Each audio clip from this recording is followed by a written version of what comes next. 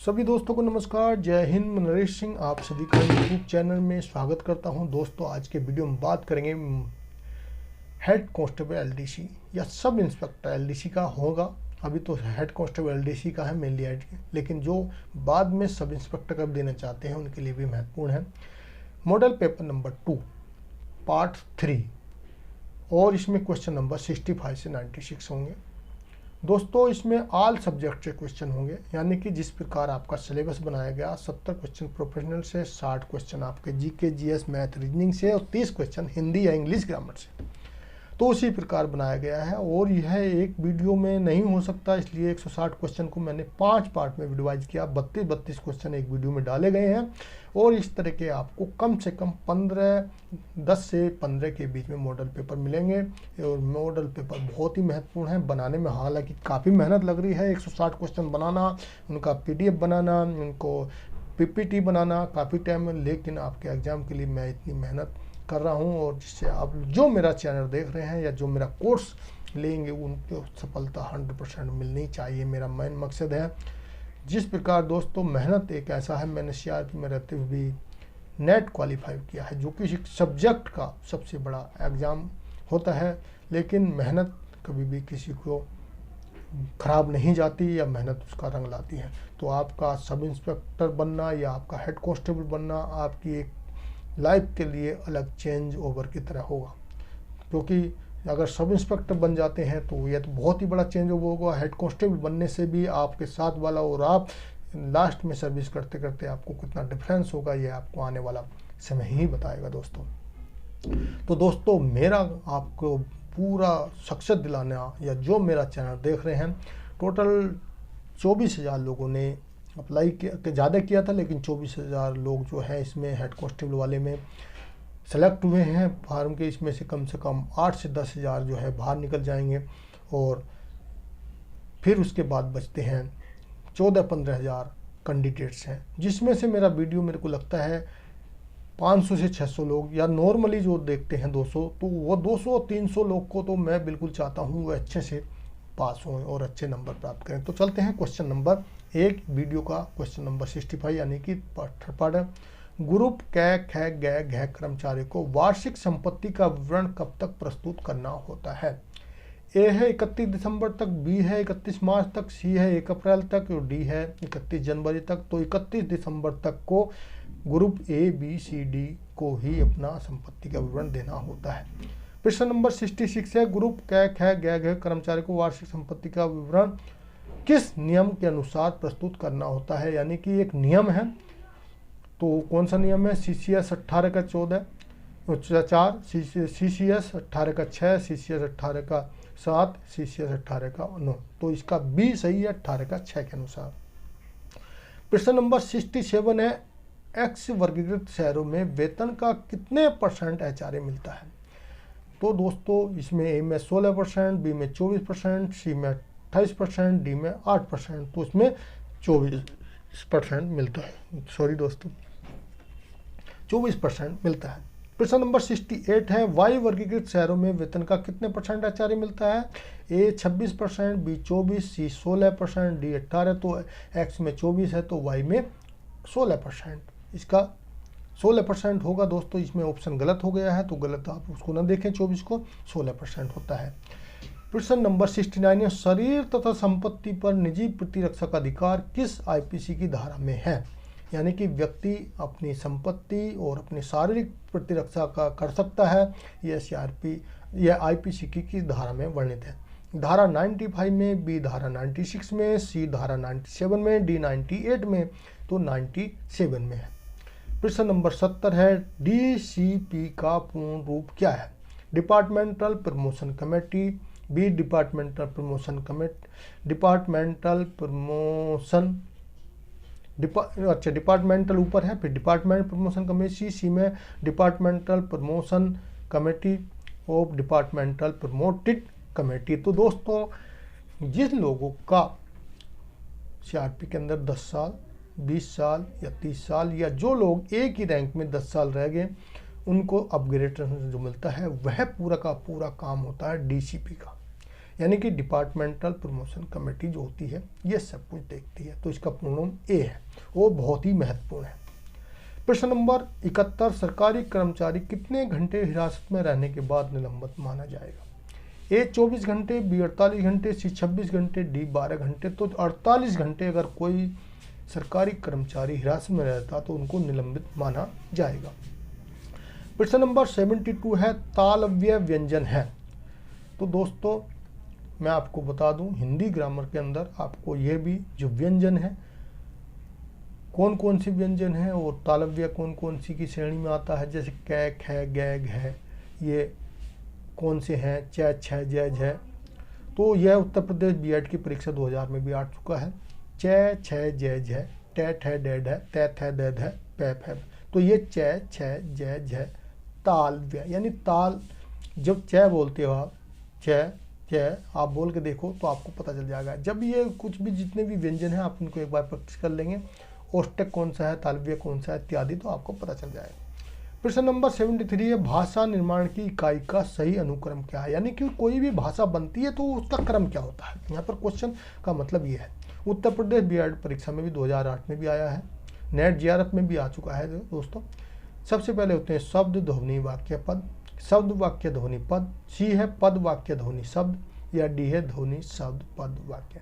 तो सबसे पहले कोई ध्वनि होती है, जब ध्वनि निकलती है तो हम उसको कोशिश करते हैं कि उस ध्वनि को बताया जाए किस तरह की ध्वनि क्या है। फिर उस शब्द ध्वनि जो होती है एक शब्द के रूप में उसको, यानी कि ध्वनि क्या, कोई ना कोई शब्द निकला, फिर उसके बाद पद बन जाता है, फिर वाक्य बन जाता है।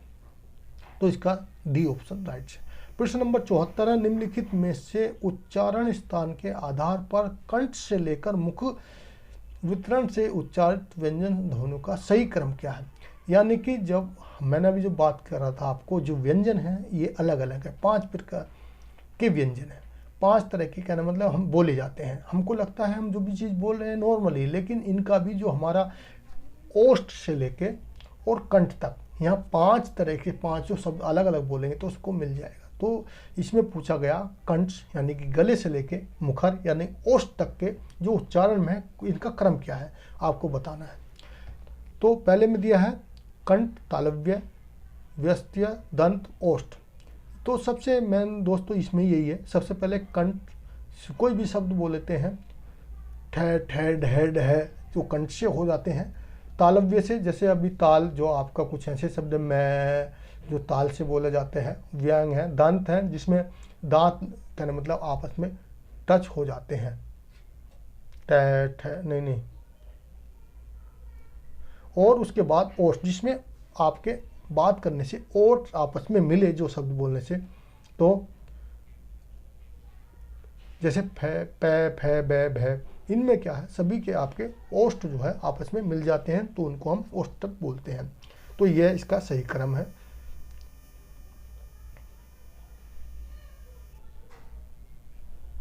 इसका एक ट्रिक भी है, मैं बाद में बताऊंगा, अभी मेरे याद नहीं आ रहा याद करने का। प्रश्न नंबर 75 है, देवोपम शब्द का संधि विच्छेद क्या है? देवो जमा पम, बी देवा जमा ओपम, सी है देव जमा उपम और डी है देव जमा उपम। तो इसका सी है देव जमा उपम। प्रश्न नंबर 76 है, नदी जमा इंद्र में उपयुक्त संधि का नाम क्या है? दीर्घ संधि है, इसमें गुण संधि है, अयादि संधि है, वृद्धि संधि है। तो ये दीर्घ संधि है, नदी जमा इंद्र। प्रश्न नंबर 77 है, एक व्यक्ति 0 से 99 तक के सभी अक्षर लिखता है, 3 अंकों की संख्या कितनी लिखी जाएगी? यानी जब हम 0 से लेकर 99 तक सभी हमने क्रम में गिनतियाँ लिखी, 3 अंकों की जो संख्या होगी कितनी जगह लिखी जाएगी? तो दोस्तों इसका एक ट्रिक भी है, लेकिन वो बाद में अलग से बताने की जरूरत है क्योंकि वीडियो काफ़ी लंबा है। ए में 18, बी में 19, सी में 20 और डी में 21। तो दोस्तों इसका जो है 20 बार लिखी जाती हैं और ज़्यादातर शब्द 20, 19, 21 में ही आते हैं। ये आप वो पता चल जाएगा कौन सा शब्द कौन से 3 या कौन सा 5, सम विषम कितने बार आता है सब। तो दोस्तों प्रश्न number 78, A B C D और ई एक गोल मेज के चारों ओर बैठे हैं। ए जो है ई और एफ के बीच में है, कहना मतलब ई और एफ के बीच में ए बैठा है। ई डी के विपरीत है, यानी कि डी के बिल्कुल विपरीत है, सामने बैठा है। और सी ई की पड़ोस की सीट में किसी में नहीं है, कहने मतलब सी ई के पड़ोस में नहीं है, ना तो लेफ्ट है ना राइट है, तो बी के विपरीत कौन व्यक्ति है। तो आप पहले एक गोल टेबल बना लें, फिर इस प्रकार दिया है, जब निकालोगे तो इसमें जो है एफ आएगा बी के विपरीत। प्रश्न नंबर 79, श्रृंखला 2 7 24 77 क्वेश्चन मार्क 723 में लुप्त शब्द क्या है। तो दोस्तों इसमें आपको निकालना है, जब निकालोगे तो जिस क्रम में इसमें बढ़ाया गया है 238 वहाँ पे आ जाएगा। सॉल्व करूँगा तो थोड़ा समय है, और मैंने इसमें स्केच वो भी नहीं बनाया है। तो आपको ये जो है नंबरिंग रीजनिंग के क्वेश्चन हैं, आप नंबरिंग में देखोगे और हम नंबरिंग में क्या आता है, कहीं पर तो गुणात्मक कर दिया जाता है, कहीं पर 3 गुना बढ़ा दिया जाता है, कहीं पर 4 गुना बढ़ा दिया जाता है। तो इस तरह करके आपको जैसे, फिर उसके बाद है प्रश्न नंबर 80, एक शहर में टैक्सी शुल्क में एक निश्चित शुल्क और यात्रा की गई दूरी का शुल्क शामिल है। यानी कि एक शहर के अंदर एक टैक्सी जो है उसमें कुछ तो निश्चित शुल्क है कि इतना शुल्क देना ही होगा, फिर यात्रा की जो भी यात्रा करेंगे जितने किलोमीटर उसका शुल्क है। एक व्यक्ति 16 किलोमीटर की यात्रा करता है, 156 रुपये का भुगतान करता है। 156 में क्या यात्रा शुल्क भी है और एक निश्चित शुल्क भी है। और दूसरा व्यक्ति 24 किलोमीटर की यात्रा करता है तो 204 रुपये भुगतान करता है। 30 किलोमीटर की यात्रा करने के लिए कितना भुगतान करना पड़ेगा, तो माना निश्चित शुल्क कितना हो गया, उसके बाद प्लस एक्स प्लस 16 बराबर इतना, एक्स प्लस 24 बराबर इतना, तो इसमें से इतना निकल जाएगा 8 किलोमीटर का, फिर 30 किलोमीटर जोड़ना है तो आप जोड़ के निकाल सकते हैं। सिरे निकालेंगे तो इसका बी 240 रुपये आ जाएगा। प्रश्न नंबर 81 है, JDPT का मैन वर्णन CRPC GCN बटालियन मैनुअल के किस चैप्टर और पैरा में। चैप्टर नंबर 8 और पैरा नंबर 8.1 में है। चैप्टर नंबर 8 वो 8.14 में है, और चैप्टर नंबर इसमें 14 में ही है, तो इसका बी ऑप्शन राइट हो जाएगा। प्रश्न नंबर 82 है, कमांडेंट को डिस्ट्रिक्ट मजिस्ट्रेट की पावर किसके अनुसार है। CRPC की धारा है 191, CRPC की धारा 192, सी में दिया CRPC की धारा 193 या 194, तो इसमें 192 के तहत कमांडेंट को मजिस्ट्रेट की पावर दी गई है। प्रश्न नंबर 83 है, केंद्रीय रिजर्व पुलिस बल में प्रथम महिला बटालियन का गठन कब हुआ था। यानी प्रथम महिला कौन सी बटालियन है, 88 का कब हुआ था, 6 फरवरी 1985 को, या 6 फरवरी 86 को, 6 फरवरी 87 को, 6 फरवरी 1988 को। तो 6 फरवरी तो याद ही रखना है, 6 फरवरी यानी कि फरवरी के मंथ में हुई थी, और 1986 तो पहले भी 6 है फरवरी और लास्ट में भी 86 है, 85 4 3 नहीं जाए, 86, तो आप इस तरह याद रख सकते हैं 6 फरवरी 1986 को। पुलिस शहीद दिवस कब मनाया जाता है, 20 अक्टूबर को, 21 अक्टूबर को, 22 अक्टूबर को, 23 अक्टूबर, तो आपको पता होगा, अब सिंपल है, 21 अक्टूबर को मनाया जाता है पुलिस शहीद दिवस, जब चीनी कहना मतलब आर्मी ने हमारे देश हमारे CRPF के जवानों के ऊपर हमला कर दिया था लद्दाख में रणन कच्छ में, और उस समय जो हम CRPF के 11 जवान शहीद हो गए थे उन्हीं की स्मृति में मनाया जाता है 21 अक्टूबर को। प्रश्न नंबर 85 है, CRPC की NDRF बटालियन कितनी है। नेशनल डिजास्टर रिस्पॉन्स फोर्स जो है इसकी कितनी कम बटालियन है। ए में 3, बी में 4, सी में 6 और डी में 2, तो 3 बटालियन है हमारी। प्रश्न नंबर 86, खुली गिरफ्तारी ओपन अरेस्ट का वर्णन किस केंद्रीय रिजर्व पुलिस बल अधिनियम में है। ए अधिनियम 2D, अधिनियम 2C, अधिनियम 2E, अधिनियम 2F, तो दोस्तों इसमें 2E में दिया गया है। दोस्तों इसके साथ ही मैं आपको बताना चाहता हूँ LDC एग्ज़ाम के संबंध में मैंने PDF के तौर पे आपको या बुक जो मिली थी आपको इमोजन पे या एस्टामोजो पे, प्रोफेशनल मॉडल पेपर, उसके अलावा मैंने अभी पूरा एक LDC एग्ज़ाम हेड कांस्टेबल के लिए पूरा कोर्स बना दिया है, जिसमें आपको LDC के संबंधी प्रत्येक टॉपिक की PDF, यानी कि कोई भी टॉपिक जाए आपका CRP act, CRP rule, CRP forum, CRP institute, और उनसे साथ साथ उनके साथ क्वेश्चन भी बनाए गए हैं। CRP मैनुअल यानी प्रोफेशनल के संबंध में CRP के जो 50 क्वेश्चन मॉडल पेपर्स अलग, 20 पेपर के जो जितने भी अभी तक मैंने वीडियो बनाई सबका उनका PDF भी आपको उसमें मिल जाएगा। सॉरी दोस्तों, साथ ही आपको जो 100 क्वेश्चन के मॉडल पेपर है वो भी, और ये जो है 10 से 15 मैं मॉडल पेपर जो ऑल सब्जेक्ट के 160 के बना रहा हूँ, ये भी आपको मिल जाएंगे। साथ ही जीके, जीएस, मैथ और रीजनिंग की भी आपको अलग अलग पीडीएफ, और जीके, जीके में तो मैंने कम से कम 220 क्वेश्चन के सेट बनाए, जिसमें 4000 क्वेश्चन है और बहुत ही महत्वपूर्ण है। उसमें से कुछ क्वेश्चन ऐसे हैं प्रत्येक एग्जाम में रिपीट होते हैं। जीएस, जैसे मान लिया आपके जिससे जीएस में से किस से, जैसे मान लिया एक क्वेश्चन आपका मैं उससे आता है, अभ्यारण्य से आता है, एक क्वेश्चन आपका मन कैबिनेट से आता है, एक क्वेश्चन आपका नित्यों से आता है, एक क्वेश्चन आपका जो है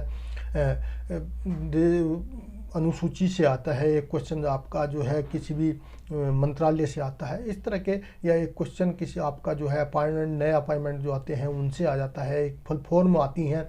ये संबंधित जो भी आपका सिलेबस है उसके अनुसार बनाया हूँ, वो आपका वो टॉपिक वाइज भी मिल जाएगा, उससे क्वेश्चन भी मिल जाएंगे, आपका जीके जीएस मिल जाएगा, और इसी तरह हिंदी का भी आपको अलग अलग समास क्या है, अलंकार क्या है, वाक्य क्या है, सक्रम अक्रम क्रिया क्या है, व्यंजन क्या है, ये सब कुछ मैंने बनाया है। वो बहुत ही मेहनत, जो कोई इस कोर्स को अगर पूरा लेना चाहता हो, सबसे बड़ा फ़ायदा ये है उसमें आपको, जैसे मान लिया आपको जीके के क्वेश्चन पढ़ने हैं, क्या नेट से पढ़ो, बुक से पढ़ो, वो सब एक तरह के नहीं मिलेंगे।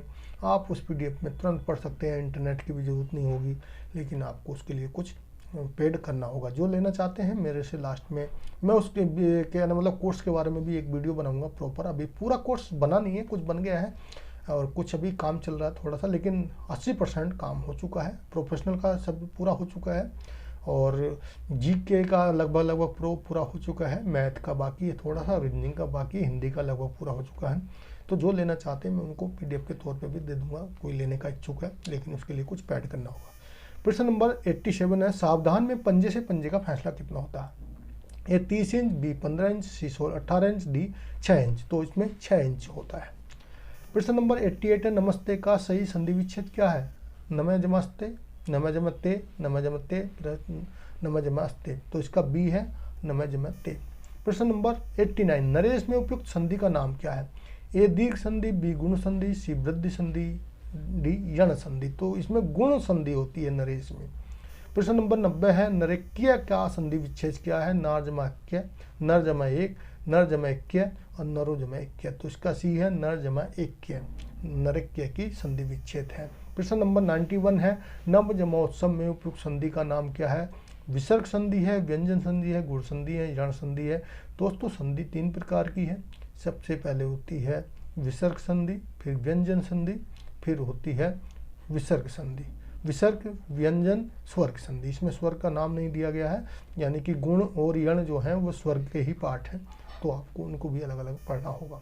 प्रश्न नंबर 92, निम्न में से कौन सा उदाहरण अयादी संधि का नहीं है?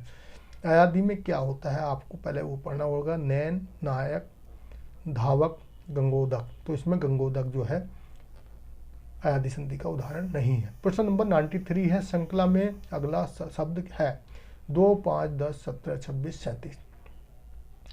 तो इसमें अगला शब्द क्या है? आप इसमें एक देख कर आराम से लगा सकते हो। जैसे 1 है, 1 को क्या 1 × 1 प्लस जोड़ दिया, 2 दूनी 4 प्लस 1 5, 3 × 9 प्लस 1 10, 4 × 16 प्लस 1 17, 5 × 25, 1 26, 6 × 36 और 1 37। इसी प्रकार 77 49 और 1 50 से जाएगा। इसका ए सही आंसर होगा। ये आपका रीजनिंग में जो है नंबरिंग से है, रीजनिंग अलग अलग है, नंबरिंग रीजनिंग, अल्फ़ाबेट रीजनिंग आपका, और दूसरा बहुत तरह के रीजनिंग है, जैसे डायरेक्शन रीजनिंग, आपका कैलेंडर से संबंधित रीजनिंग, और आपका जो है एक पजल्स होते हैं, यानी टेबल पे बैठा दिया होता है। एक रीजनिंग जो है आपका ब्लड रिलेशन से होता है। तो आपको हर प्रत्येक पॉइंट को टच करना है। प्रश्न नंबर 94 है, कुछ परीक्षण में 210 छात्रों का एक समूह है, 1/3 छात्रों का औसत 60 है, यानी कि 1/3 200 का 70 आ जाएगा। उसके बाद बच्चे छात्रों का 78 है, तो पूरे का औसत क्या है? ये सिंपल है, जब आप निकालोगे तो आप आराम से निकाल सकते हो। मैंने इसका आंसर भी नहीं दिया है। प्रश्न नंबर 95 है, अनिल ने अपने घर से पूरब की ओर 6 किलोमीटर की यात्रा की। पहले तो आपको डायरेक्शन पता होना चाहिए। एक प्लस का निशान बनाए, सबसे ऊपर जो होता है उत्तर होता है, नीचे दक्षिण होता है, और राइट साइड में पूरब होता है, लेफ्ट में पश्चिम होता है। फिर आप एक बिंदा लें, 76 किलोमीटर की यात्रा करता का महसूस करता है कि उसने गलत दिशा में यात्रा कर ली है, और फिर वह पश्चिम यानी कि विपरीत 12 किलोमीटर जाता है और राइट मुड़ जाता है, 8 किलोमीटर जाता है। 8 किलोमीटर की यात्रा करके कार्यालय पहुंचता तो अपने घर से, तो आप नॉर्मली देखो उसने क्या, पहले 6 किलोमीटर की यात्रा की थी, फिर वापसी आ गया, तो उसने 12 किलोमीटर की, तो मैं 12 में से 6 गलत गया था तो 6 किलोमीटर बचा, और फिर जो है 8 किलोमीटर दूर से 6 छंग 36, 8 64, तो आप इस तरह निकालोगे तो आपको इसमें सीधा सिंपल आ जाएगा, 10 किलोमीटर आ जाएगा। तो दोनों का योग 100 आ जाएगा, 100 को अगर मल्टीप्लाई वो करोगे तो इसमें 10 किलोमीटर आ जाएगा। प्रश्न नंबर 96 का श्रृंखला में अगला क्रम क्या होगा? B2E B D5H F, ये क्या है? आपका नंबरिंग और अल्फ़ाबेट दोनों से मिलकर रीजनिंग है, तो इस तरह के रीजनिंग भी आपको देखने हैं। तो इसमें 2, 5, 12, 27 इसमें इस तरह करके आया है। तो आप इसमें जब देखेंगे 1 B C D E F G H I J, क्योंकि पहले एक को छोड़ के एक बनाया, तो जे कहाँ पे? यहाँ पर है। और इसमें क्या क्या? 2 दूनी 4, 1 5, 5 दूनी 10 और 2 जोड़ दिया, 5 दूनी 10 और 2, तो पहले 1 जोड़ा फिर 2 जोड़ा, डबल करके पहले 1 फिर 2 फिर 3, तो 2 दूनी 4 और 1 जोड़ा तो 5 हो गया। 5 दूनी 10 जोड़ा और 5 दूनी 10 और 2 जोड़ दिया तो 12 हो गया, और 12 दूनी 24 और 3 जोड़ा तो 27 हो गया। 27 दूनी 54 और 4 जोड़ेंगे तो 58 आएगा इसमें। तो जे कहाँ है? डी में है, और 58 भी जे में है। फिर तो लास्ट वाला आप निकाल ही सकते हो, तो इसका डी आंसर हो जाएगा। तो इसमें 96 क्वेश्चन थे और लास्ट क्वेश्चन था रीजनिंग का। दोस्तों वीडियो अच्छा लगा तो वीडियो को लाइक कर दें, दोस्तों को शेयर कर दें, चैनल को सब्सक्राइब कर लें, साथ में लगी बेल आइकन को भी दबा लें। और ये मेरा वेबसाइट है ldcandnetexam.com, इस पर जाके आप विजिट कर सकते हैं। ये मेरा व्हाट्सअप नंबर 8825072295। जो दोस्त लोग भी अब वो कोर्स लेना चाहते हैं, संपूर्ण कोर्स, आप एक बार वो कोर्स लेने के बाद दूसरे को अलग से कुछ पढ़ने की जरूरत नहीं, सब कुछ उसमें मिल जाएगा। वो मेरे को कॉल कर सकते हैं और मेरे से कांटेक्ट कर सकते हैं, लेकिन वह आपको पेड में मिलेगा, कुछ उसके लिए आपको पेड करना होगा। वीडियो देखने के लिए थैंक यू।